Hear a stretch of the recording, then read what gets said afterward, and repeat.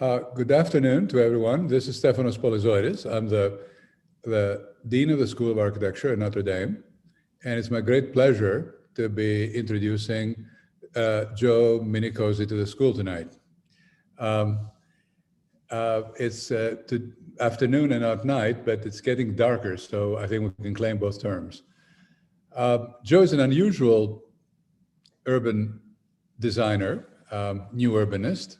He was educated at Miami and Harvard as an architect, but he's turned his attention to looking at the economic performance of cities, which is an important subject, in particularly directing us to understanding how sprawl differs from traditional development in terms of its economic performance. He is here tonight to talk about the subject, which is an exceptionally important one, in leading not only people and firms and individuals in private development practice to choose the location and the nature of their projects more wisely, but it also talks to the ability of cities to direct the planning process in such a way so that over a long period of time they can maximize their tax benefits and revenues. So it is the work of Joe, which has been carried out in many places in the United States, over 30 states, and in various parts of the world, is fundamental in this respect, is very much admired. And it is a great pleasure to have him here tonight. I want to welcome you again. Joe will engage you in the next hour by listening to you very attentively. And then at the end, we'll have 1,000 questions for you. Thank you, Stefanos. So let me go ahead and share my screen. Okay. I don't know. Are you all? Do you still have the Notre Dame program at Palazzo Massimo in Rome? The Rome program. I put up the Noli map for in honor to your program. Well, let's go ahead and get started. So our work is, we're known for these economic models, visualizations of cities, but I want to get into maybe a little bit of history about me first. This is a School of Architecture program, and I want to connect you to my roots there. But I did grow up in Rome, New York, which is in upstate New York. It's in the middle of nowhere, really. On the lower left here, you can see this is one of our Chamber of Commerce ads about our commerce in Rome, that it's in the middle of all of the action. So we actually don't even have action in Rome. If you're in Albany, why not drive 2 hours to Rome? So other people have action, but we don't. But the sad thing about my hometown is it actually started with something, that the Erie Canal started in Rome, New York, and went east and west from there. If you ever sang the Erie Canal song, you actually talked about my hometown. This is a shot of my hometown in its heyday. And like much of the Rust Belt, it suffered economic decline in the 1970s. And people try to come up with other ideas for what to do with the city or how to change the city. And one of the battles of the Revolutionary War, Battle of Fort Stanwix, happened in my hometown. I don't know if you all know the Battle of Fort Stanwix. It wasn't all that pivotal, but it was a good idea to try to come up with some Hail Mary pass of tourism. So they had this unfortunate situation of they wanted to rebuild the fort, and our downtown was situated where the fort was. So when I was a kid in the 1970s, they tore down all of these buildings, and we got this wooden fort. And we occasionally get a Canadian tourist, and that's about it. Now, if that wasn't good enough, they took what was left of downtown and turned it into an urban renewal area. And if, they put in a pedestrian mall because, hey, it's the 1970s, man, we need a pedestrian mall, a plaza on the pedestrian mall, because apparently 12 acres of open space wasn't enough, a couple of parking garages, because you're going to drive from Chicago or South Bend and come look at our wooden fort, a new city hall. And because those parking garages are way too far away from city hall, they put a surface lot next to the city hall. And the craziest thing ever, they built a mall across the highway, and they built this thing called the Living Bridge that was like the Ponte Vecchio meets the Le Corbusier. It was this big modernist concrete structure that shot out over the highway, and it had stores on it. My uncle Joe, who's my namesake, he actually paid my mom $300 to name me Joe. He owned this parcel of land in the urban renewal area, and this is what replaced his building right here. This is the building that the city took and tore down as part of the urban renewal project. And this is what my community lost this building, my family lost this building. And this is what happened in this process. Now, my uncle was a trooper. He, made birthday cakes for the fort every year, and he was trying to play the good civic role. But this was an economic calamity for my hometown. This is what's left of my hometown. That church that's in the center of the image is the church that I used to go to when I was a kid. And I fell in love with that building. I fell in love with architecture, and I wanted to be an architect. I also wanted to get away from the snow. We have lake effect snow up there. And I thought, what the heck, I'm going to go to school in Miami. And that was about as deeply as I thought about it. I wanted to go to architecture school. I wanted to get out of my hometown. And that's where I bumped into these two. At the time I was going to architecture school, Liz and Andreas were toying with all of us in teaching us practices of urbanism. So this was the 80s. Seaside was just getting built and new urbanism was starting. And we were learning the practice of how do you deal with this development pattern. This was new to me, that we weren't building in my hometown. We weren't growing in my hometown. We were declining. It was one of the fastest shrinking communities in the country. But we were learning about these places that were just highways and housing and inhospitable landscapes for humans. And we would joke about it. We'd make fun of it as designers, that this is just a mockery. But the sad thing is that this is a real place. This is happening all across America. This is San Antonio. And this is the built environment. Now, I was lucky enough to go through the Rome program at the University of Miami, and I lived in Campo de Fiore. I lived in this apartment building. I went to school in that building, and I ate there. And somehow I come to terms with this Rome was completely different from my Rome of my hometown.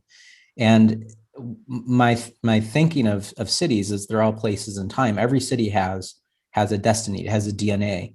Much in the way that I have a DNA. So here's how I started my life as a 3-month-old when I had hair. And this is my trajectory. I'll be my grandfather, whether I like it or not. Or more importantly, I'm on a fast path to being this guy, my dad. Every community that I go to, every town that I go to, I show them this example. How do you get people to understand and relate to a path for their own city? How can they see what are good cities and bad cities? What are the models of cities and how do they evolve? Is an economic model and is a place, really. We're designers learning how to design in a community, but how do you get people to understand that they have control over how their community grows? At the other side of the coin, I now live in Asheville, is a community in the Blue Ridge Mountains, a beautiful landscape, bluegrass music. We're 90,000 people. We have 40 breweries, which is like 2,000 people per brewery. And it's a quirky little mountain town that has an eclectic group of people, men dressed as nuns on tall bikes that eat fire. It's not your typical place, but it had a different kind of urban trajectory. This is how Asheville started 15 years after this picture was taken. This is Asheville. So this rapid growth, Asheville became the second largest city in North Carolina. It had the second streetcar line in the entire country. Richmond, Virginia was the first one. Presidents came to visit. We were growing at 20% in population every single year of the decade. Massive growth, became the second largest city. We're actually bigger than Charlotte, bigger than Raleigh. But in that process, we achieved the highest debt per capita of the entire United States. When the Depression hit, when our books were audited, we thought we had $5 million in the bank. It turned out we had $18,000. There's a little clerical error there. Our entire city council was indicted and the mayor committed suicide. That's how this city entered the Depression. Thomas Wolfe, famous American author, had this to say. He was from Asheville. This is what he said about his own hometown. Asheville has squandered fabulous sums. They flung away the earnings of a lifetime. They've mortgaged those of a generation to come. They have ruined a city. And in doing so, they've ruined themselves, their children, and their children's children, which is a hell of a thing to say about your hometown, right? Incidentally, his second book was called You Can't Go Home Again for obvious reasons. He was threatened. He basically stayed away from town, but he nailed it. Asheville had gone from being the second largest city to just going to mothballs for 50 years. It took us until 1976 to pay off our debt. Now, the silver lining in this is that Asheville essentially mothballed. Unlike my hometown that tore everything out, this town didn't. It just hung on to everything because it was too poor to do anything else. But when we got out of debt, Asheville started doing what other cities did. It built highways. It cut a highway through the north side of downtown, which became the Crosstown Expressway. And the coup de grace was when they blew the mountain open, and we call locally the Bowcatcher Cut. Incidentally, the community actually fought this and proved it was cheaper to do a tunnel through the mountain. And DOT is like, well, we don't understand. We don't have the technology to do a tunnel. And the community pointed out this tunnel right here. And they're like, there's a tunnel right there on Tunnel Road that is literally a football field away and you don't know how to do a tunnel. But that was the fate of the city. These design choices have consequences. And on the other side of the mountain, the mall happened and our downtown immediately died. So what was left of our downtown essentially got worse. So these are shots from not too long ago, the 80s, the 90s. This is the 1996 Chevy Celebrity. But we had a community bias that this isn't who we are. We're no longer urban. We're just moving on. There's a lot of things that happened to change this. There's a lot of community decisions that happened. The city took some leadership. There were several entrepreneurs, but my story is connected to this guy, Julian Price. Julian inherited a tremendous amount of money. He put $15 million into a for-profit real estate development company. Our job was to essentially be a revolving fund to fix buildings and to start businesses.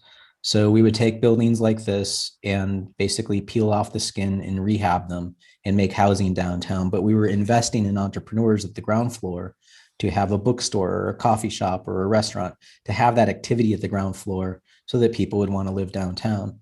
And the thing that I really learned from public interest projects was that doing the right thing from a historic preservation standpoint, talking about design issues and community design and urbanism is one thing, but you have to bring the data to people to get them to understand the value of the urban environment. How do people understand this? So I love this quote from Michael Bloomberg: "In God we trust, but for everyone else, bring the data." So do that. Talk about buildings and crop. When we talk to farmers about crops, they're talking in a crop yield per acre, water per acre, all of that. So what if we did the same thing with one of our buildings? So this is a building that we rehabbed: ground floor office, retail, second floor office, upper stories residential. The city did a streetscape project. We took the taxable value from 300,000 to 11 million. So when we talk about this building in our community, what we say is we brought the taxes up 3,500%. That is a gain in my community for all of the blessing of thank you, city, for the garbage can, the bike rack, 2 benches, and a street tree. We now have more value and more taxes, 3,500% more taxes. Go out and buy 3,500% more garbage cans. We don't care. And people would push back at me and say, well, Joe, this Walmart over here is $20 million. And I said, yeah, but it's taken 34 acres of my community to make that happen versus our 0.2 acres. So that urbanism is on a smaller piece of land. It's more efficient, has less street frontage. It's also producing more taxes. So per acre, we're producing 100 times more taxes than that Walmart. So don't look at the big number, make things apples to apples and look at it. We're producing double the retail taxes. We're producing more residential than they've got. They've got none, unless you count the Winnebagos that are in the parking lot. And we also have more jobs. So as an urbanist, if we're going to talk about urbanism, let's talk about the consequences of doing the suburban product, or that you get less revenue for it, but you get more wealth out of the urban product. I was presenting this in Colorado about a decade ago, and I said, let me make it easy for you people in Colorado. If you're going to grow something, what are you going to grow? Weed or marijuana? You grow the cash crop. I know this joke works in a lot more states these days, but again, it's understand the numbers. But also we have to understand the tax system. We have to understand, why is this happening? What are the consequences in public policy that are driving this? So in 2009, I was presenting to a smart growth conference. A bunch of folks like me, designers, landscape architects, people that want greenways or affordable housing, good urban design. And I stood in front of an audience of my peers, and I had my hand in the air. And I asked everybody in the room, I said, who in this room has read your local tax policies to understand how tax assessment works? And I was blown away. I was expecting maybe a couple people, but no one raised their hand. I'm a designer. I've read the tax policies. And it dawned on me that we're essentially trained functionally illiterate on how the cash system works. And if you don't understand the cash system of how cities operate, you don't understand what the design consequences are. If you make it cheaper and easier to do the Walmart, it's going to happen. It's form follows policy. So taxes matter. Taxes matter because this is how you run a city. So going back to us, we're a $15 million investor in our downtown. Our downtown was worth $100 million when we got started. This is the value of historic preservation. So just by filling up those upper stories, we uncorked 4 times the wealth. It wasn't just us, there were other property owners too. But we as a collective uncorked 4 times the value of our downtown. Now, to show you that it's not easy to do this stuff, these are campaign ads from the 1990s of politicians, this guy, Chris Peterson, complaining about urban investment, $26 million of investment in streetscape projects and parking garages. So South Bend, y'all just did this. Mayor Pete went through a whole program of redoing the downtown. It was very controversial. People complain about it. But let's look at the numbers. $26 million is a lot of money. I get it. But if you invest $26 million on a $100 million asset and it grows to 400, is investing 26 and yielding 430 million. Is that a good return on investment? Yeah. This is how you make wealth in your community, by that urban product. And you're not going to stop people like Chris. He's got websites now with fire and brimstone. This is our mayor getting hit with a lightning bolt. You know, it's like, whatever. He's entitled to his own opinion. He's not entitled to facts. And we need to realize that the collection of urban design, our city, is essentially a finite boundary of land that has to be managed. And much like we're a real estate developer, our city is just a really big real estate, a public real estate development company. That land would be worth nothing, be it not for that street and sidewalk or pipe that goes to it. And we need to understand that the city is incorporated. It's a corporation. It's much like a real estate developer. If you look up the word incorporate in the Oxford American Dictionary, it tells you that it's to constitute a company, a city, or other organization as a legal corporation. South Bend is incorporated. St. Joe County is incorporated. The state of Indiana is incorporated, and so is our country. Joe Biden said this on the Stephen Colbert Show in 2016. The United States is the largest corporation in the world. I'm such a nerd, I went and looked it up. And at the bottom of the slide down here is the US code that lists us as a federal corporation. It doesn't say we're a capitalist corporation. It says we are incorporated as essentially our form of government. So it has to cash flow. So my city at $14 billion is like 6 times the value of Ted Turner.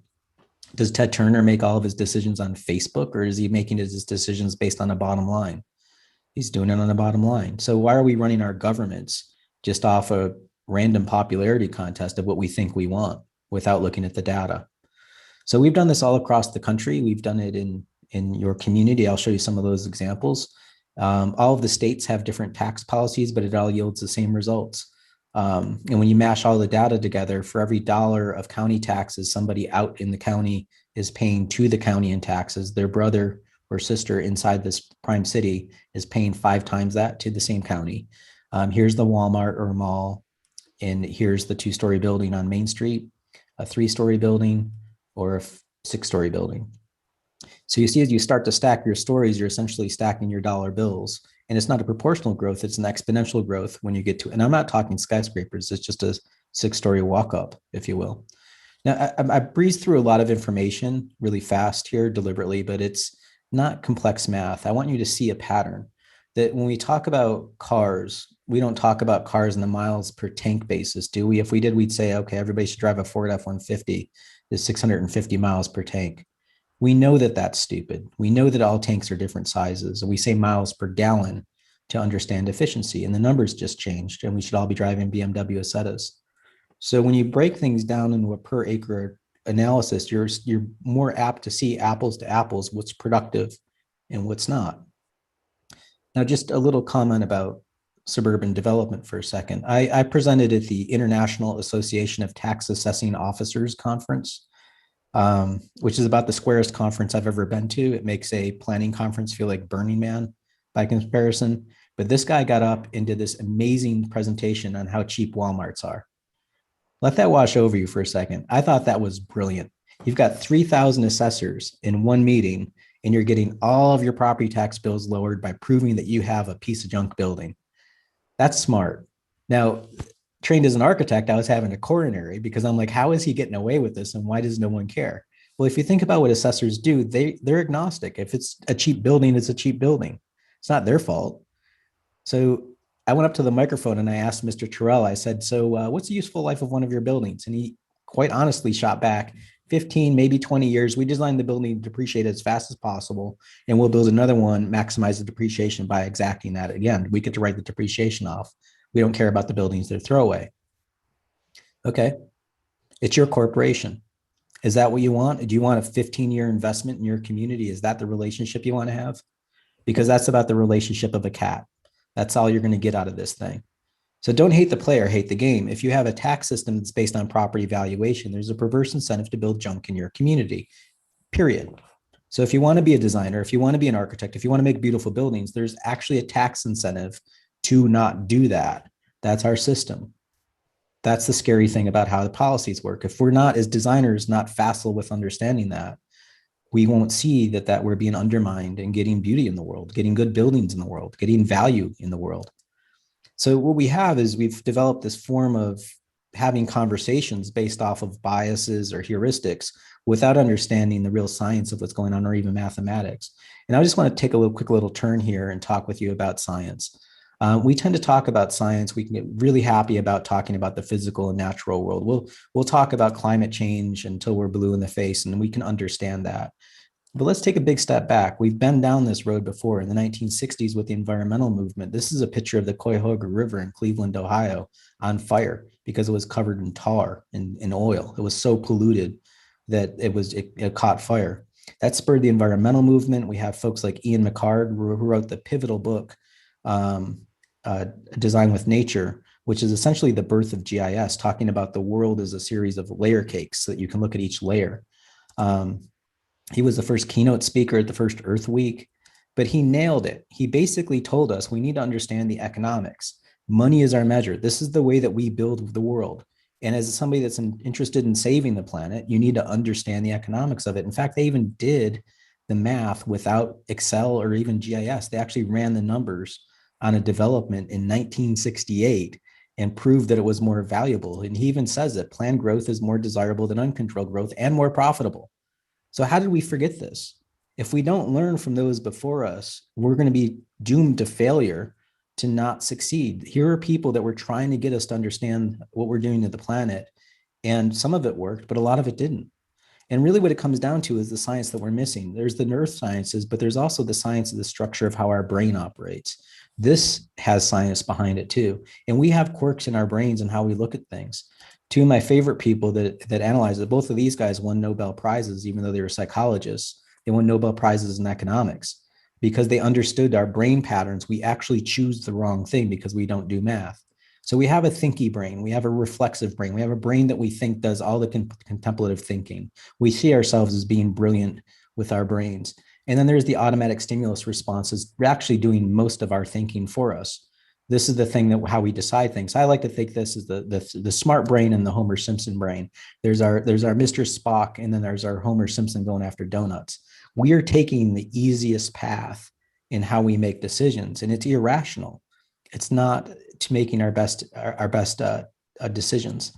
Another guy that won a Nobel Prize is Richard Thaler, who's the godfather of behavioral economics. I would recommend both of these books. They're easier to read than the psychology books, but you'll find that we actually make the bad choices all the time. And really what it comes down to is that citizens have a psychological tendency to misevaluate their own economic self-interest. We'll choose sprawl, we'll choose that development pattern thinking that it's working for us, even though economically it's undermining us. And let me make it easier for you. We just don't like to do math. So I'll give you an example. In the state of Indiana, passed a bill maybe a decade ago, 2011, trying to get people to pay. At the bottom of the slide there, you see 40 to 50 bucks a month to put your kid on the school bus. And the thinking is, well, the school's not teaching you on the bus, so you're going to pay for your transportation choices. You chose to live out in the middle of nowhere, you're going to pay for the bus. And there's this guy in this article, Jeff Bennett, who's driving his son a half hour each way to school. So I figured, all right, well, let's take a look at that. And see what the consequences are. Jeff spends 30 minutes each way to drive his kid to school. That's going to yield about an hour a day for Jeff to spend in the car. Now, the average income, and it's 20 hours a month. The average income in Indiana is about $28 an hour. So Jeff is spending $560 to save 40 bucks. Or another way of putting this, Jeff loses $520 a month.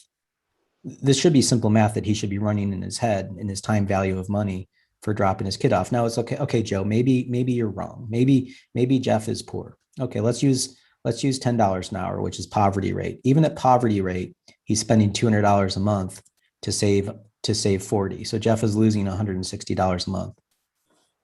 We don't do math. We don't look at this stuff. We're too lazy in the way that we make decisions. Instead, we'll rationalize it with our own theories and hypotheses and whatever else, without doing the numbers. Now, the crazy thing is, a designer, the answer is right here in the story. The reason why he's driving is because his kid can't walk to school because there's no sidewalks.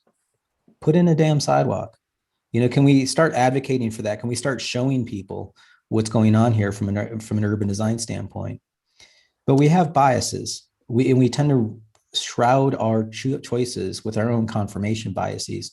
And we saw this with the back with global warming conversations in 2012.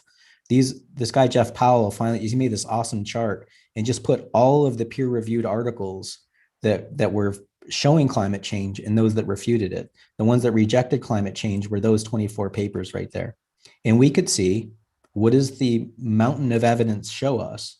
That the mountain of evidence says that there's climate change happening. Why didn't we all see this graphic in 2012 rather than have these kind of arguments that, oh, there's some people that fight it? It's only 24 out of 14,000. And it's because we have biases. We are up against a suburban bias that's baked into the system at this point. And as you go out into your career as a designer or an urbanist, you're going to have to deal with that we have made biases in this. We need to understand policy is the major driver of this. So let's go through the tax policies and how it operates. There's been significant changes in tax policy and how we run cities since the early 1900s. And you can see with the Depression and World War II, that there was a shift from property tax primarily to other forms of taxation. This is the cash flow that runs your cities. In case you want to see yours, this is South Bend, and over half is basically within property taxes or other form that's land use related. When we did your analysis for your community, we're a bunch of dummies. We're from North Carolina. We don't understand your tax system, so we have to figure it out. This is the way our tax system looks. We've got a market value gets a taxable reduction to get a tax bill. It's called a straight line system. It's really one move, and that's all the math that's in it. Y'all have some really complicated math. You have all of these exemptions that you get to fill out. So if you're a disabled veteran over the age of 65, you got to fill out basically these 5 forms. If you own your house, you've got to fill out the homestead deduction plus these 2 other over here. If you have a mortgage on the property, you have to fill out a mortgage deduction. If you've, God forbid, you have a historic house and you've rehabbed it, you've got to fill out those 2. And if you have a heritage barn with a solar panel on it, you get all of them. You have to fill out a form for every single one of these things. And I figured, well, yeah, all right, I'm a smart guy. Let me kind of wander through one of these forms. So I'll just pull one of them for you. We'll pull the supplemental homestead deduction. Let's just go ahead and read this together, shall we? An individual who is entitled to a homestead standard deduction from the assessed value of the property under section IC 61 blah, blah, blah, is entitled to receive the supplemental homestead deduction from the assessed value of the homestead to which the standard deduction applies after the application of a standard deduction, but before the application of any other deduction, exemption, or credit to which an individual is eligible. Do you know what that even means? How would my mom understand this when my mom has a high school education and nothing more? Or maybe y'all in Indiana are different. Y'all have a bunch of attorneys and lawyers, accountants that like run this stuff for you. But this is going to have a huge effect on how this deduction is applied in the community. Those that can actually work their way through the forms will get a tax break, and those that can't won't. Is that fair? How does that affect the city? So that's how this system works with you all. Now, your state has made it even better by saying, all right, let's just make it easier and just give you, that's one option. We'll give you this other option called the circuit breaker, where you can choose one of these 3 depending on what kind of property type you have. So you're taxed at 1% if you have, or your homeowner. If you're some other form of residential, you're at 2%. If you're commercial, at 3%. So you get the better deal of this or the other one that I showed you. So here's the deal. This is how you're taxed. So let me ask you a question. What's the difference between 1% and 2%? If you're a homeowner or if you're a renter, if you're a college student, you're paying at the 2% level. That cost is being passed on to you in your rent. So the difference between 1% and 2% is double. You're paying double the taxes of somebody that is lucky enough to own a house. How is that fair? But this is your tax system. And it blows my mind that people don't see this stuff. And a lot of it is because, 1, we don't do math. 2, we don't have the patience to go through these kind of ridiculous bureaucratic systems. But it's also because we don't understand the system. You can't see it. So what we try to do is focus on a way to get people to see that. So if I can show you your brain with your brainstem activity in blue versus your creative thought process in green, I can actually use technology to look into your head. Could I do the same thing for your community? So we focus on making an economic MRI of place. This is our entire county where we live here in Asheville. This is my county. I have non-taxable land in gray. This is a big park. I have low value in green up here. I have high value in purple. This is the Biltmore estate. That's America's largest house. That one property is worth $100 million. But again, it's like the biggest gas tank in the county. It's 8,000 acres of land with 180,000 square foot house on it. So it's like the biggest gas tank. So rather than total value, let's do value per acre so we can understand productivity. And let me show it to you in 3D. So we can see with this visualization, we can understand the urbanity of my county. We can see that you can guess where downtown Asheville is. I don't even have to label it. But if you look east of Asheville, you can see my little cousin of Black Mountain. This is 12,000 people over here. And you can see its little downtown popping off the map. We can also see all the sprawl of South Asheville and how low value it is. So real simply, the reason why the market is producing sprawl is because the market gets a benefit on its tax payment. It's cheaper to build and I pay lower taxes out of it, even though I'm consuming much more infrastructure. So we do these maps to show people what's happening, to show them what's going on economically so they can visualize it without having to do all the math in your head. There's a picture, it's worth 1,000 words. And the pushback that we always get from people is like, well, we're different. We're not North Carolina, okay, Kansas City.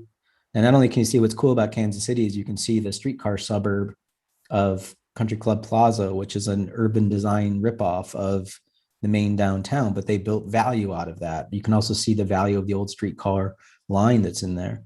We can see downtown Manchester, New Hampshire. You can see it popping up. Bozeman, Montana. Do we see a pattern here? What's going on with the downtown? It's producing wealth. Even in a little place like Brevard, North Carolina, which is 8,000 people, the tallest building is 3 stories in the entire city or the entire town. You can see that wealth built. This was a pattern that we used to do for eons, and we built it because it was our wealth. Conversely, the suburban environment isn't giving that. It's a sugar high. So what about you all? So we did your model in 2016. This is St. Joe County. We updated it in 2019 because y'all changed. So basically you created more value, about $2 billion worth of value countywide. And you can see it growing in the model. Some of that is by getting reassessed and you get a bump in that. But again, here's just your city of South Bend, 2016 and 2019, and then side by side. Now, what we also need to talk about is all of those exemptions because people did actually take advantage of those exemptions. You can see what's going on with downtown, but also the Eddy Street Commons area up by the campus over here. And you essentially have 2 downtowns going on, which is great. But these are all the exemptions. So your state basically stepped in and said, let's just go ahead and give the taxpayers a tax break out of your pocket. So we're going to go ahead and rob some money out of the city. And they're not going to, you don't have to pay taxes to your local government. Well, basically what you did is you wrote a check for $51 million that should be in the cash flow of your greenways, your bus system, affordable housing programs, and basically just gave it back to the taxpayers. So the value that you should have had at 4.1 billion is turned into, because of state policy, a value of 2.7. So you basically lost $1 billion worth of value because of state exemptions. So state policies actually hammered your local pocketbook and your ability to pay for community services. You have to be aware of this stuff because this affects your urban design. I'm going to go through a bunch of different examples. Now, we'll come back to South Bend, and I just want to talk about other forms. Retail isn't as important in South Bend, but there are cities that operate with retail taxes. Minneapolis has really good data. This is Hennepin County, home to Minneapolis. You can see where downtown Minneapolis is. But they had all of this great retail data, so we ran a model on it. This is the retail productivity. You can see Mall of America. It was really exciting to have the Mall of America. It's the biggest mall, right? So there it is. It's a monolithic retail environment. And when our analyst was working on this, Josh McCarty, I said, "Hey, Josh, where's downtown?" He's like, "Oh, it's up over here." So here's downtown's retail production compared to Mall of America. So we could show them on a map and just say, okay, whatever bias you had that you thought the Mall of America was killing it in retail taxes, it's doing all right, but downtown's crushing it. And they had no idea because they never thought to even compare the two of them together. So downtown is actually 10 times the productivity in just retail taxes. It's also 40 times the productivity in property taxes. It also has business licenses that the mall doesn't have. It also has residential that the mall doesn't have. So this is the urban environment is the golden goose that keeps on producing wealth. And we can do this as a spatial map. It's all spatial. By the way, I know this joke only works for people over the age of 35. Some of you weren't even born when this was going on, but I couldn't resist. It's a good joke. Anyway, so the other thing that some people always say to me is you just want to have big buildings everywhere, which is totally false. So I'll give you an example. Charleston, South Carolina. Charleston's an awesome place. It's like the Boston of the South. Here it is, the 3-county area. And just for the sake of the argument, we're like, look, you've got a lot of beachfront real estate, but you didn't make the ocean. God did. So we're going to go ahead and get rid of it. This is what humans made. And you can see the old downtown. It's an old peninsula of an urban environment. It's super old, actually predates the Declaration of Independence. So we grabbed only the buildings that are older than the United States. So we have a birth date and we grab buildings like this. So this is a building built in 1686. This is the oldest liquor store in the entire country, called the Red Dot Liquor Store. It's like 12 feet wide by like 20 feet long. It's not anything huge, but it's producing about $13 million of value per acre. That was a revolutionary getting his drink on. We grabbed all of the old buildings. Here they are in the model. Here they are in plan. So 21 acres of buildings in downtown Charleston kicked out about $600,000 of county taxes. They paid city taxes and downtown taxes on top of that. Okay. Out in the county, they have a Walmart, same acres. This is what it paid the same year. Now, remember what I told you, that Walmart's going to be gone by 2025. So those old buildings were built with a totally different way of community building. It wasn't built on a financial model that rewarded them to drive it into the dirt. It was built on building longevity. Those buildings are still with us, producing taxes for over 240 years, producing 13 times the tax burden or tax growth of a Walmart. Why do we let our policies drive us broke this way? Why aren't we thinking this stuff through? Sometimes we run into cities that those little buildings would be illegal. Like here's a little building. This one's 10 feet wide in Boston, producing $62 million of value per acre. It's just three and a half stories tall. That's very potent. This is a building that's 7 feet wide. The whole lot is 356 square feet. Why can't we have more of this? That doesn't mean that everybody has to live in a house like this, but somebody should have the option. So why would you have a minimum lot requirement in your zoning code? That's kind of stupid. These buildings, I love that this one's smaller than a smart car. This one's smaller than a Mini, but it's producing $68 million an acre of value, and it's done so since the 1800s. It's be aware of the architecture and the wealth that you can create out of that urban product and pass that on for generations to come. And the other response that we get is we're growing, Joe. We're doing fine. We're hauling in money with all this new development. We're annexing more land and doing suburban growth. In Lancaster, California, we did a project there to look at their revenue and their costs. And Lancaster's up and over the mountain from Los Angeles, pretty suburban place. They have a downtown. You can see where their tallest building downtown, I think, is like 3 or 4 stories. You can see it popping off the map there. But they're very suburban. In their growth, they've spread out a lot. And one of the things that kind of blew my mind is they have 953 miles of roads. 953 miles of roads is enough roads to go from Los Angeles to Portland. So basically every 50 years, they have to rebuild a road from Los Angeles to Portland. The failure of our policies are that government see roads as assets. So we were doing this project with Chuck Marone of Strong Towns, and when we talking to the finance officer, and we're like, why do you list your roads as assets? In my business, a computer is an asset. If I had a delivery vehicle, that's an asset. If I had real estate, that's an asset. I can write off the real estate, I can sell my real estate, my computer, and my truck. I can sell that to somebody. Can you pick your roads up and sell them? And the finance officers, it's like, no, we're following our CAFR standards, which comes from Gatsby. Gatsby, I don't know if you know what Gatsby is. It's a General Accounting Services Bureau, or our Standards Bureau. They created this other acronym called GAP, which is the Generally Accepted Accounting Principles. If you want to look them up, this is how the system works. But basically, this is a board of bond agencies that create these standards, and that's all they care about is writing checks to governments. They don't care about how the government operates. So if I operate a business, it's totally different. If you operate an asset, it's totally different. So let me put it in real estate terms. I know there's some real estate folks in here. When you do asset management and you own a mall, you know that that mall has components to it, like these air conditioners here. And every 20 years or so, those air conditioners junk out and you need to replace them. So that's about $85,000 a pop. You need a crew there for the crane and the sky crane and the crew. It's 35,000. So every 15 or 20 years, you need $205,000.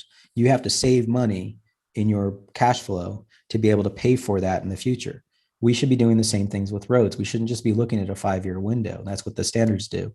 So when you do the same thing with Lancaster, and we put all of their roads on a timeline, you can see that they didn't have a whole lot of roads until after World War II. And in 1953, they built a lot of lane miles of roads.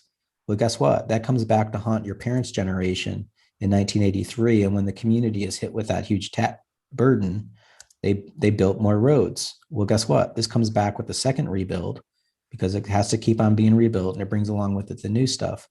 So we stopped them in 2016 and just said, well, what's your carrying cost of the stuff that you already own? And this is what it looks like as you go out into time. It's not good. So basically, that first wave of suburban growth that every community did at post-World War II, no one penciled this stuff out. We just went ahead and expanded because we had technology, we had money for roads, and we went ahead and built it. And then in the 1980s, we just basically doubled down on that because we convinced ourselves this is who we are, this is our bias, that we're suburban now as a country. And by doubling down on an economic model that we couldn't afford, it's getting bigger and bigger without us doing anything to it. Now, we're not adding another road here, and it's getting worse.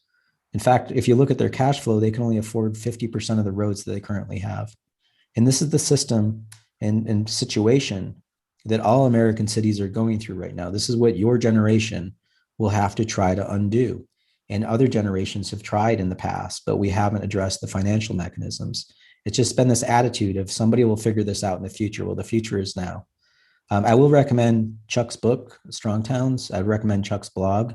Check him out. He's awesome. But basically, he explains all of this in that book. And we did your infrastructure. Here's your water infrastructure.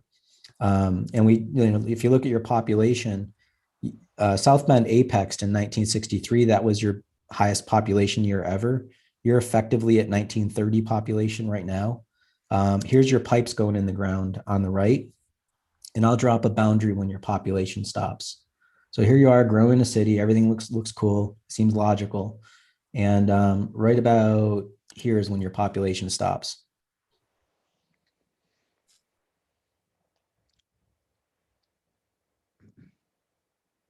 Do y'all see a problem? If you're adding more infrastructure, not adding more people, you're effectively costing your existing people more for the same amount of infrastructure. So I'll give you a couple of quick little maps. This is what your great grandparents had in South Bend. You had one force main that was about 2 blocks long, let's call it 3 blocks long, and you had 3 lift stations. Those lift stations are $1 million a pop to buy one, probably about $50,000 a year to keep them maintained. This is your population before 1960. So this is your peak population. That's your 1960 boundary. You have less people now, and this is the amount of infrastructure that you have on your system. So you've grown into carrying more stuff. So that means you need to cut your budget somewhere else because you just own too much junk. And it's all in your patterns of your roads. I'm not going to go through this whole thing. We can leave this for you so you can study this, but this is when your roads were built.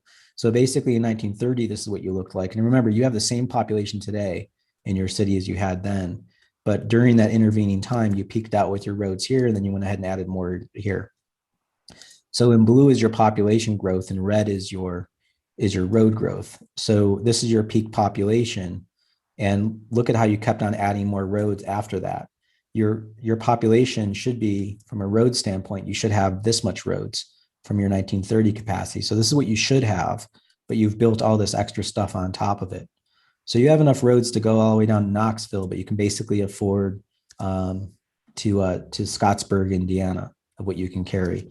This is the situation that you're in. This is the pattern that you've grown yourself into. And really what you've done is you've just kind of spread it out into the county. from a population standpoint. There's this area we call Michiana, which is on the other side of the campus. And if it were its own incorporated area, you have half the population of South Bend, but you have the same amount of area of volume of surface area, and you have almost as much roads and a whole lot less value.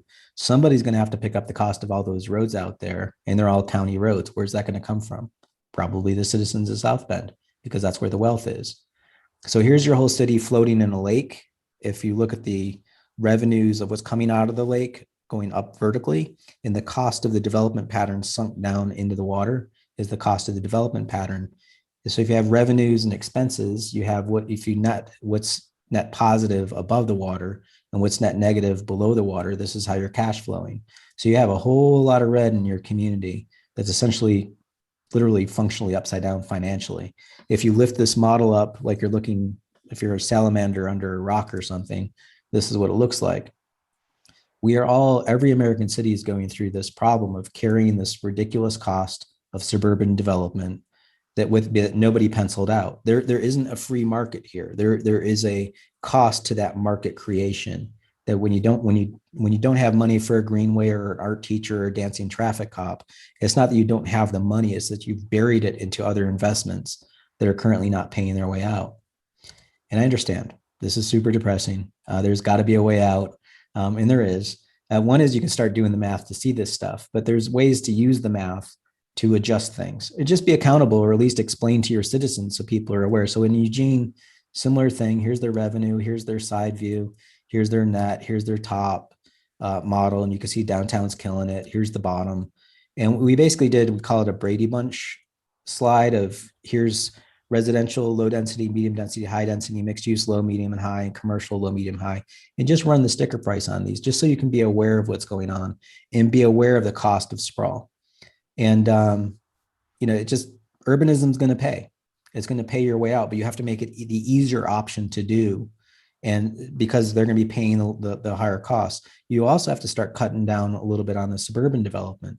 And again, we should know this. In 1973, the Nixon administration published this document called The Cost of Sprawl. We've been down this road before. This is not a surprise. And I understand that people are going to complain because you're like, well, I want a house, because we've gotten into that bias. But for 80% of your land use, that's kind of crazy. 80% subsidy. So back to the transect, you shouldn't have one of these tree rings being 80% of your land use. Balance it out a little bit. Go back to your model, do more stuff downtown. But if you look at the north side, there's this little village up here called Crescent Village. That's doing all right. So find some way from a planning perspective to make 4 more of those work. This is how we have to go about urban design, is we have to understand the financial consequences of the impediments that are in the way to do the right thing financially, and make that happen. So if it's through tax increment financing, if it's through some grant or whatever, but you have to find some way to make that happen. It's not just design. And just to kind of get through some other aspects of this, there are incentives baked into every system. This is one of my favorites. This is just looking at dirt value per acre. There's no buildings in this image. Up here in the upper left is how you expect a neighborhood to operate. Everybody's blue up here. But one of the things you'll see right here, see this big blue parcel, this whole strip right here is the strip of retail outside by the airport.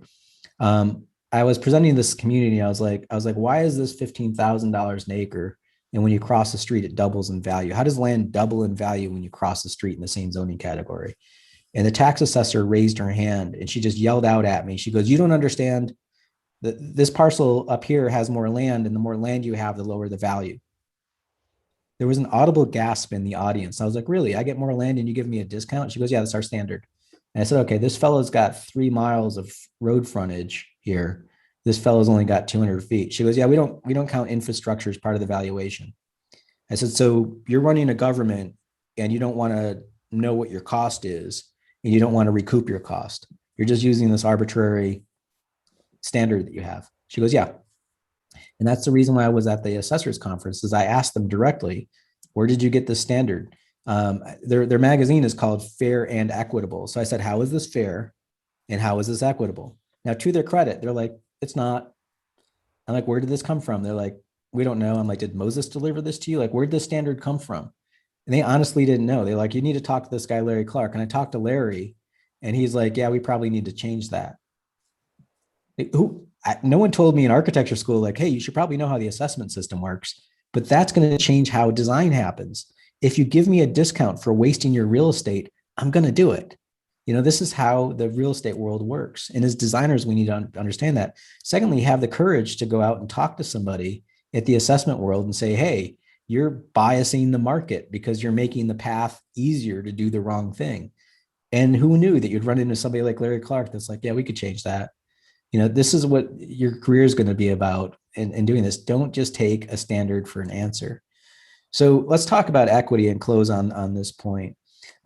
We've talked about all of the sides of design related stuff, but I want to talk about things that are maybe a little bit more nefarious that are baked into the suburban process that is racist and ethnocentrist, and is baked into our housing policies. Now, we've all heard of the term redlining by now, hopefully, but redlining was created in 1934 by our federal government to basically create a system of expanding mortgages from 7 years to 30 years. It went from 1934 to 1968.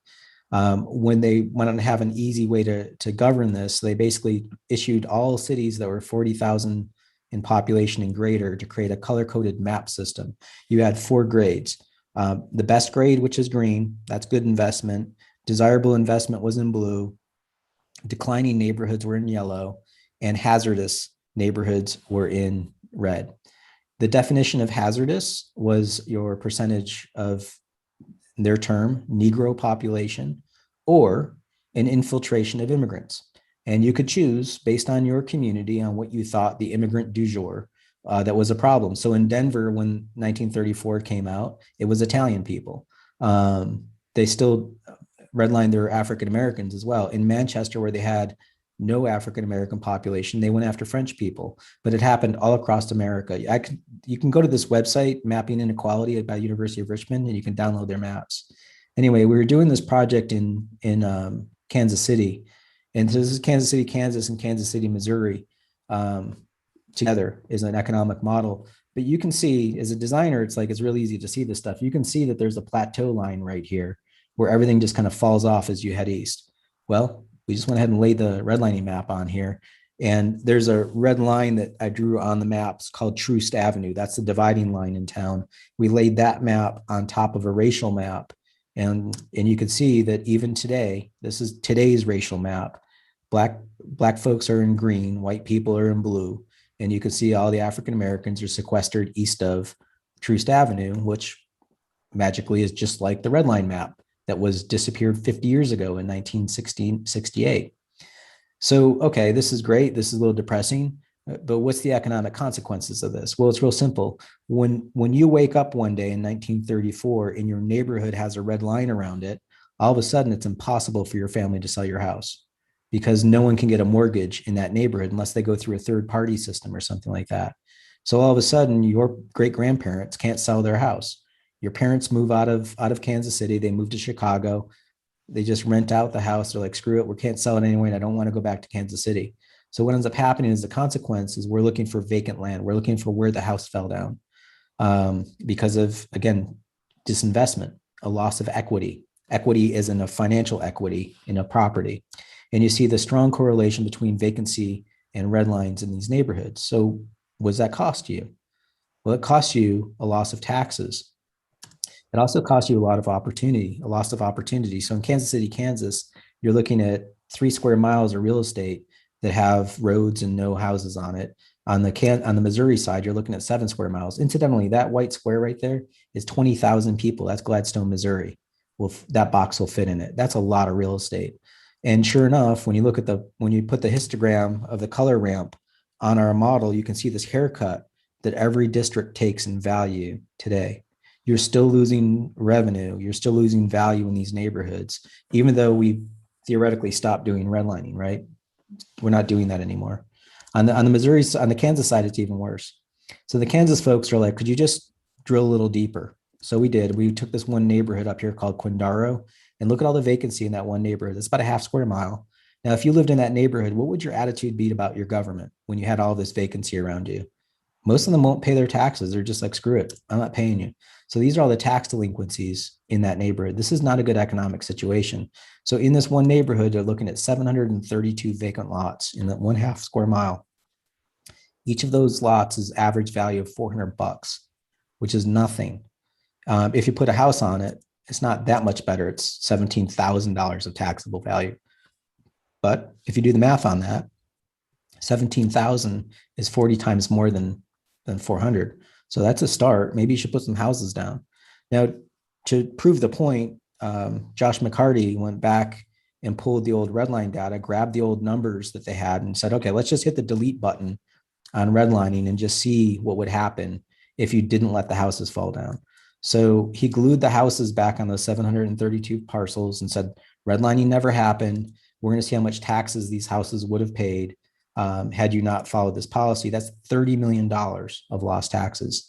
So their great grandparents who followed racist policies, but they weren't alone in that. It was basically dictated by our federal government to do so. But they effectively wrote a check for $30 million for one neighborhood, took it out on the street and just lit it on fire, just got rid of it. They just burn money. This is what every city, every American city did. There were consequences of policies that were put in place by our federal government to finance housing. This is the cost of racism in one neighborhood, $30 million. Now, the way to stop that is still bleeding because you still have the road and the garbage truck going by. We told them 18 houses. Now, here's the problem. If you try to build 18 houses, and anybody that's tried to build a house knows this, it costs money. It costs about $180,000 to build a small house in this neighborhood. The bank's going to take one look at that mortgage and go, well, wait a minute, taxable value is only 17,000. That's a really big gap between that 180,000. We're not going to underwrite the mortgage. Is that racist? I would argue that it is because it's based off a history of racism. And there's a bias baked into the market at this point that they're looking at is just economics with the capital E, but it's really this neighborhood wouldn't be in this situation, be it not for the redlining. So, hey, Joe, redlining is illegal. You're depressing me. This isn't happening anymore. Okay. Let me just give you a little joke here for a second. South Florida, I used to work in West Palm Beach. They love their millionaires. This is a newspaper article that came out about all these ridiculous mansions paying, like the mansion on the upper left is paying $1 million in property taxes, which is kind of crazy. It's 58,000 square feet. It's got a separate red and white wine tasting room. I don't know what they do for a blush or a champagne. Maybe they go out on the lanai or something. The one on the lower right down here has a golf course on the ocean. I guess you need that. This one's got 2 mansions because you don't want to be in the same mansion with your partner. You want to move them across the ocean, across the river road there. But you know me, I'm an apples to apples guy. These are all their total tax bills. Let's do their taxes per acre. The numbers change. Let's rearrange them based on potency. So the smallest one is actually the most potent. The golf course one's the least potent. The 2 mansions is in the middle of the pack. Got it. Let's go from the 1%ers to the great unwashed, the rest of us, the 99%, the multi-dollar mansions. Things like this. So middle income properties down to low wealth neighborhoods in West Palm Beach. The two down here in the lower right are from Northwest neighborhood in Pleasant City. She's paying $1,000 in taxes, but her house is the size of a parking spot. She's in a shotgun shack. But per acre, she's crushing it at 33,000. You probably don't remember the mansions. Let's just take this guy right here in the middle of the pack at 77,000. He's actually more tax productive than the golf course one. Now, the crazy thing about his property, he doesn't have a golf course. It doesn't have a yard. His jacuzzi's in this parking space. But he's also on the oldest block in Palm Beach County, which is called Mango Promenade, or one of the oldest. And he doesn't have a street. He's got a sidewalk that goes through the center of the block. And he's productive. That's him. What about townhouses? These townhouses are producing 250,000 to 400,000 an acre, which is more tax productive than the double mansion. In a lot of communities, townhouses are illegal by zoning, but they're productive. Like, how did we do this to ourselves? I usually stop the presentation here, but let's get a little political. We grabbed Rush Limbaugh's property, and because he lived there, and just looked at his tax bill. So Rush, his market value is $56 million for his estate. He got a taxable reduction of about 50% to get a taxable value. Everybody gets a tax reduction. So that's what his is. Perfectly legal, didn't do anything nefarious. That's tax policy. Let's look at him compared to her. Let's see what kind of discount she got. Is that even remotely fair? That she's less than 1% reduction and he's at 50%. Now, the crazy thing is, A, that's not fair. B, at $33,000 or $32,000 of tax production, she's actually more tax productive than Mar-a-Lago, President's Winter White House. How is that possible? If we don't understand these tax policies, we don't understand our communities, we don't understand what's going on. And you may think, okay, Joe, that's Kansas City, that's Florida. What about you? What about you? You all had redlining, and there's an effect of going on in redlining that has a dramatic effect on the racial patterns of how you live inside South Bend. Still today, it's not as bad as Kansas City, but when you look at the color ramp, you see those same haircuts in each of the districts, even today. And Josh did the same type of theory of let's just go back to today's South Bend, and let's look back at what you had before you instituted all of this stuff to your 1930 South Bend, and he reproduced it. So this is the value you used to have. This is the value that you have. So you essentially threw away about $1 billion worth of economic value in your community by following racist policies, and you did it to yourselves. You did it by allowing your community to stretch out. These are all consequences that have choices, or have choices that have consequences. You need to understand this stuff.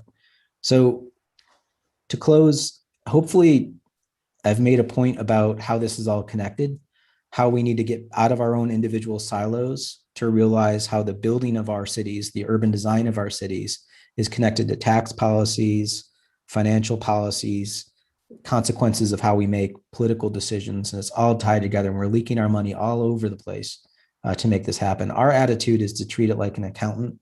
We're just going to put the numbers down so you can see it. And like an accountant, your accountant is agnostic. Your accountant doesn't care if you buy a boat, right? Your accountant cares if you can afford a boat. So we stick to putting the numbers on a map and helping make that economic policy real for people so that you can understand that. Because the biggest part about all of this and designing our cities going forward is we need to understand them better. I think it was Jane Jacobs in Death and Life of the American City says that, people use the car and vilify the car, but really the problem is we don't understand how cities are made. She said that in 1961, and she's still true today. We don't understand cities. And for all of us that are practicing urban design, we need to understand it. And it starts with math. So thank you.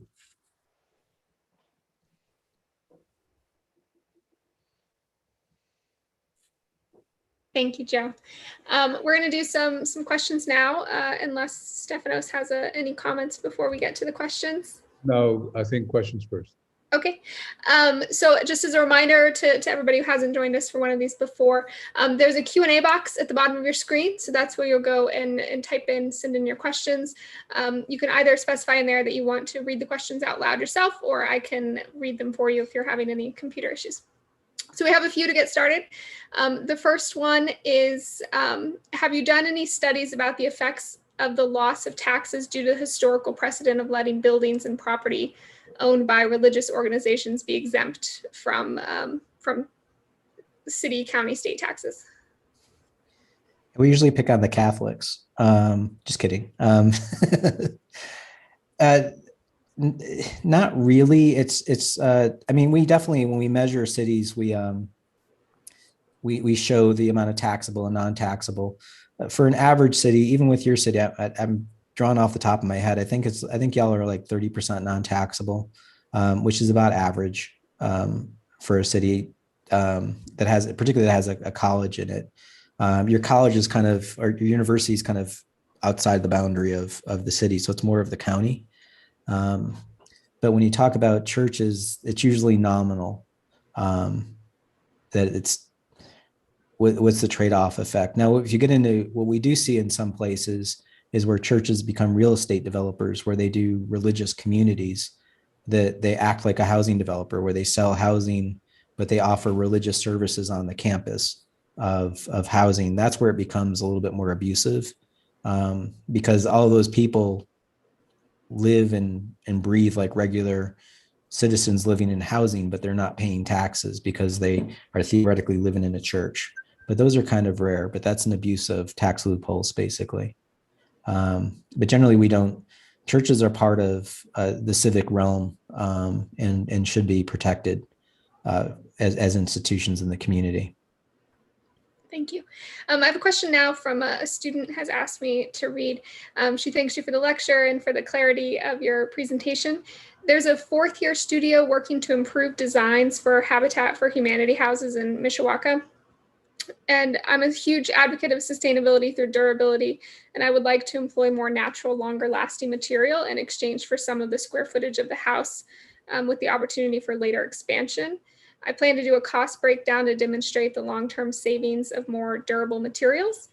And she says, your lecture is an excellent precedent, but do you have any additional recommendations or resources to help her communicate her theory? Well, I think one of the biggest changes that happened in city building was the 1986 tax code that allowed for historic preservation tax credits, and that balanced the playing field. There really was it was a tax disincentive to dump a lot of money into fixing buildings that needed more work because they're historic pieces of architecture. If you take that same thinking, there should be a tax. What I've shown, this is maybe speaking out of both sides of my mouth here, that building, if it does have longevity of materials, will be more valuable and will produce more taxes on a per square foot basis. You could argue it that way. You could also argue it that, hey, Joe, because this is going to be passed on for generations, shouldn't older buildings get like a birthday present? Like when they reach 100 years, they get like a tax holiday for 10 years or something like that. I would say that would be a really cool way to reinforce building longevity in architecture and cultural value that we should be building for the future. But sometimes you want to have incremental development where you have a building that does get torn down in the future and gets grown bigger in the future. That's another pattern. But for longevity, I think that arguing for a tax support for older buildings should be a policy change. But changing that policy would take a while. I think using what you're talking about, whoever the student is, and just running the numbers of this is a building that's got a 100-year useful life. It's going to be paying $2,000 a year.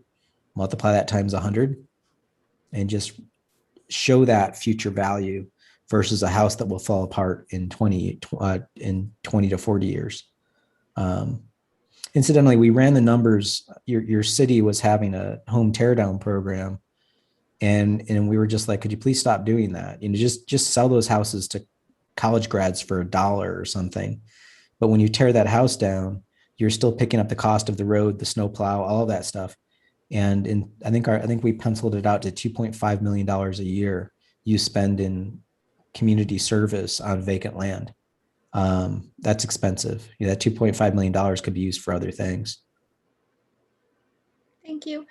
We have a question on what are your thoughts on the land value tax instead of property tax? Someone brought up land value tax. Awesome. I love land value tax. For those of you that don't know land value tax, let's see, am I still sharing my screen? No. Okay. Let me bring this back.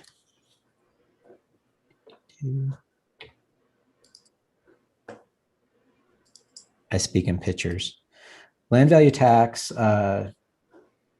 Henry George is kind of known as the godfather of land value tax.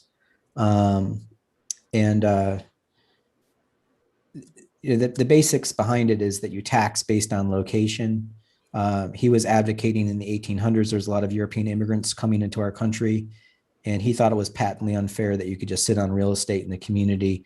Meanwhile, the value of services are going up, cost of services are going up, value of land's going up, but people are being taxed on how they actually use it. So if it's vacant land, you're taxed as your use, not your potential. And that's the way the property system works. And he thought, surely we could just figure out what the cost of all of this stuff is and set a higher value at the centers of our city and let it taper out. And then you just pay a flat rate. So why should you pay extra taxes because you built a granite building next to your neighbor who's got a wood building? And the theory and assessment is, oh, well, you're richer because you could afford a granite building. It's like, no, I care about architecture. Why are you taxing me more? So anyway, this actually spurred a movement in the 1800s that people got really excited about Henry George. They had Henry George conferences. It's called land value tax. Elizabeth Maggie Phillips was a Georgist. And she was one of these people that followed around in these conferences. And she thought, adults are too set in their ways. I love her eyebrows, by the way. And she invented a board game to teach kids land value taxation. So do you recognize that? It's Monopoly. And the rules of Monopoly are location, land assembly, and you put buildings on it. That's how you win the game. And so I would say, yes, we should have the ability to do that if our city so chooses it. Most state legislatures don't enable this. They should. I think I think in Indiana, they should enable that. So if South Bend chose to want to do that, they could. But this is going to be something that, you all have a lot of empty land with a lot of services on it right now. It would be a benefit to South Bend to have this type of taxation. Now, whether or not you could do an impact fee and say, okay, property, or you want to choose to just sit on it and waste the opportunity, we're going to at least recoup the cost of our road, of our snowplow, of our garbage truck. That would probably be another way to handle it. You can do it through alternative means rather than change the tax system. You can do it through fees. Incidentally, Jim Kunzler wrote an incredible article, I think in Home from Nowhere. Is like one simple chapter on land value taxation. It's probably the best piece I've ever read on it. He really distilled it down nicely. Thank you. The last question we have coming in is, have you applied your methods to any outcomes beyond the economic, whether it's equity, health equity, education, or anything along those lines? Usually our clients don't ask us to do that. And a lot of it is our clients are municipalities. They don't run the hospital system. We have run, we're doing a little troublemaking project here in Asheville, some good trouble on our tax assessment system. Let's see. And no one's seen this yet. So this is all just between us chickens, but I know that it's being recorded. So hopefully my community won't see it. But we're running the racial patterns on economic assessment and what's going on with redlining patterns and asthma activities. There's a high correlation between the redline districts and asthma, coronary heart disease, COPD, leisure time to be able to even have physical activity, and obesity. That there's a strong correlation between what's going on in the physical world, the financial world, and the health world. But I'll say this, that the patterns match. Typically those redline neighborhoods became lower wealth because of a loss of investment. So by the time we came around to the 1950s and 60s, we followed through with urban renewal programs. And those urban renewal programs chose the path of least resistance. It was usually the area where it was the cheapest real estate. Surprise, surprise, those redline neighborhoods. So we plowed highways through them that have a higher incidence of asthma because of all the pollution that the highways bring. All of it's connected. I'd recommend the book, for whoever asked the question, there's a book called Happy City by Charles Montgomery that covers all of this. And walkability increases happiness, it increases serotonin levels. The Canadians are doing a really good job studying this stuff because they have a national health system. Our country's a little slow on the take on that, but no one's really asked us to do that analysis, but the math is there to prove it. Well, my county didn't ask us to do that analysis, by the way. We're just doing that just to be troublemakers and draw their attention. Thank you, Joe. That was all of our audience questions. Stephanos, did you have anything? You're on mute. I wanted to thank Joe for a marvelous lecture and for a very, very, very informative one. We're very lucky to have him, and we're very lucky on top of it that he is an architect that has gone through both an architecture and an undergraduate architectural education and a graduate one. So I wanted to ask him, how might one introduce and connect economic issues in an ongoing studio education? The hardest part for me, in my experience, I have to credit Liz Plater-Zyberk. I remember asking her, and this is the early days of new urbanism. We were, doing urban design, and it all made sense. But my hometown was falling apart. And I would talk with Liz, and I would say, like, my neighborhood was walkable. I walked to grade school. It had all of the urban design stuff, the road network, the parks, all of the stuff that we're trained to do as urbanists. But yet my town is dead as a doornail. And she was like, we're dealing with all of this sprawl. Like, that's a whole other economic question you're asking. And I honestly didn't know what it meant. And it was sort of a fluke. It was in grad school, they required us to take a real estate course. And, no offense to a real estate program, but it's just math, and the thing is, getting a design education, math is mysticism. Like, there's somebody that's going to deal with that and hire me, and I'm going to draw them an awesome building. They'll just hire me. And we just wait for developers to show up, or somebody that's got capital to pay us to design a building. Yet they were training us in grad school how to do it ourselves, and how to run a pro forma, and how to run analysis. And once I figured out, it's like, well, I could get my brain around this math because we had to learn it for the program. I kind of went down that wormhole of taking real estate finance classes, real estate law. And then I just talked my way into an internship working in a real estate financial company in Boston. I had no idea what I was doing. I didn't belong there. And I just threw myself at this one guy, and I was like, look, I'll take out the garbage. I honestly don't care. I just want to see how it all operates. You have to get in the belly of the monster to understand how it's eating and what its diet is.